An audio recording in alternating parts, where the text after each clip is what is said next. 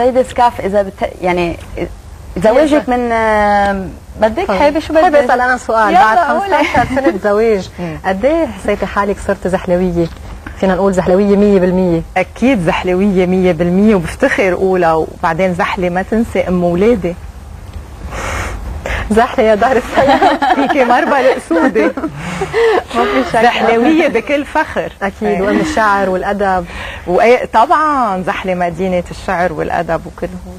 أهم أكيد الفنانين اللبنانيين طلعوا من زحلة. طبعا. زواجك من كمان زعيم شعبي خليكي أقرب للعالم ولمشاكلهم، صرتي بتعرفي لهم أكثر؟ طبعا بتحسي حالك أقرب من العالم مع الوقت. بعدين يعني انه كونه إلي بالشأن العام وبيشتغل بالشأن العام، بتحسي انه هيدا واجب فرض عليك انك تكوني قريبه من الناس وتخدميهم وبتقدري يعني تسعفي المنطقه وتعملي واجباتك بالمنطقه. هيدا يعني هي شغله اساسيه نقدر نوقف حد العالم وندعمهم اذا طلع بايدنا ندعمهم اكيد. اليوم بتحكي يمكن زحلاوي، قد ايه بتفكر زحلاوي؟ اكيد بفكر زحلاوي طبعا، وبحكي زحلاوي انه تعودت خلص. بعد 15 سنه زحله بتصير يعني بتصير بيتك. زحله عوايدهم بفهم على لغتهم. كان في كلمات اول ما وصلت على زحله ما افهمها. مثلا في كلمه بدي سولف لك هالسالفه ما كنت افهمها، هلا انا بقولها. اكيد 15 سنه اسمعوا هالسالفه بقول لهم ايه انه هيدي انه العبارات تبعونهم بستعملهم وكل شيء. يعني بيتي زحله.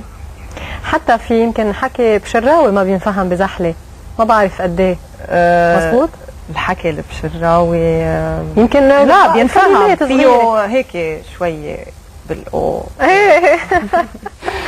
يعني بحكي بشراني كمان اكيد.